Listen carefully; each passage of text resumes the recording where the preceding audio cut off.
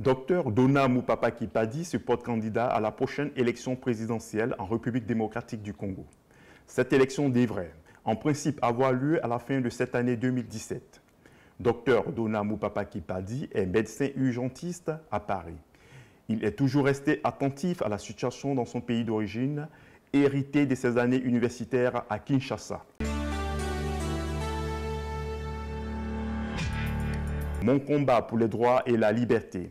C'est le titre de son dernier livre que Dr Gervais Boga Sako a présenté au public à la librairie Tamery, dans le 10e arrondissement à Paris. Rappelons que Dr Gervais Boga Sako est le président fondateur de la Fondation ivoirienne pour les droits de l'homme et de la vie politique.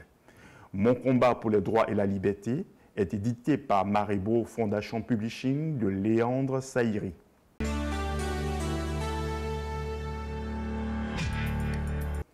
En Angola, avec plus de 64% des suffrages, le MPLA remporte les élections, selon les chiffres de la Commission nationale électorale. Mais après 38 ans au pouvoir, le président Dos Santos a décidé de passer la main. C'est son ministre de la Défense, João Lourenço, qui va prendre la tête du pays. Cet homme est l'un des apparatchiks du MPLA.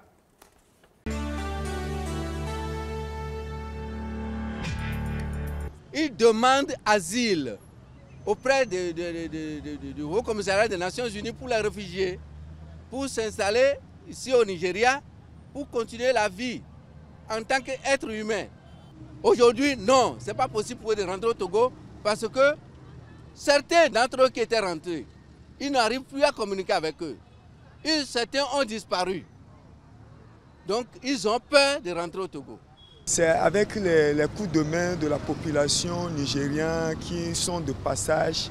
Ils voient notre situation très déplorable. Ça fait pleurer, ce n'est pas bon qu'un être humain soit dans cet état. Ils nous apportent de l'eau à boire, ils nous apportent du manger, d'autres nous apportent des habits à porter. Mais nous sommes à la belle étoile ici, c'est ici on dort, très déplorable.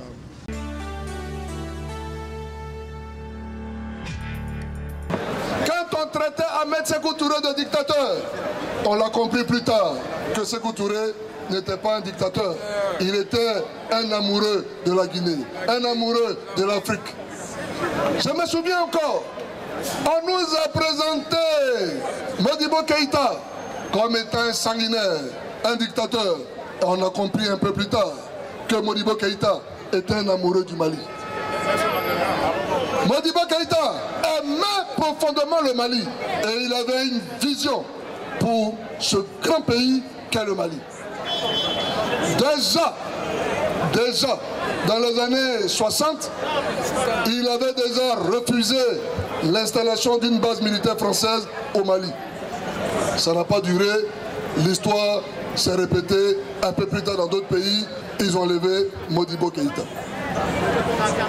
On nous a dit qu'il était trop intellectuel, il n'était pas bon pour son peuple. On a critiqué Amilcar Cabral, mais on a compris un peu plus tard, quand on l'a lu, quand on l'a étudié, qu'il était amoureux de son pays et il était amoureux de l'Afrique. Laurent Gbagbo a été diabolisé, présenté dans les médias internationaux comme un anti-malien, comme un anti-sénégalais, comme un anti-guinéen, comme un anti-sierra-léonais, comme un anti-mauritanien, même comme un anti-français. Lui, dont le père a combattu pour l'armée française. Lui, qui en première noce a épousé une Française et qui a un enfant français. On l'a présenté comme un anti-burkinabé. Lui qui a été soutenu par la classe politique burkinabé, qui y compte d'ailleurs beaucoup d'amis.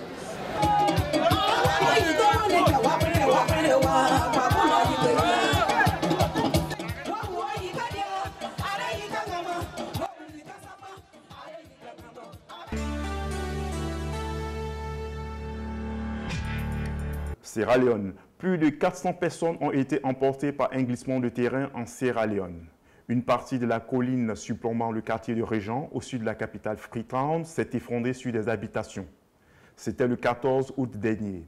Jusqu'à ce jour, plus de 800 personnes sont portées disparues, en plus des 400 tués.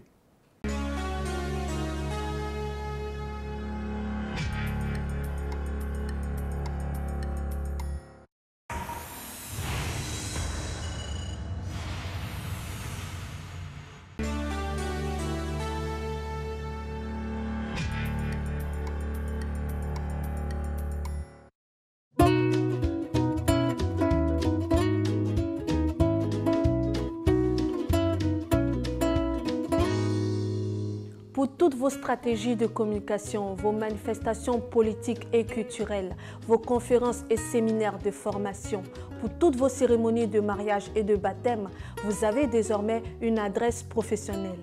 L'agence Glouzilet au 26 avenue Henri Barbus, 93 000 Bobigny. Un studio high-tech de 49 mètres carrés est mis à votre disposition avec du matériel moderne de production et de post-production. L'agence Glouzilet dispose également de 2 supports de communication sur Internet, bzd-tv.com et glouziletnews.com.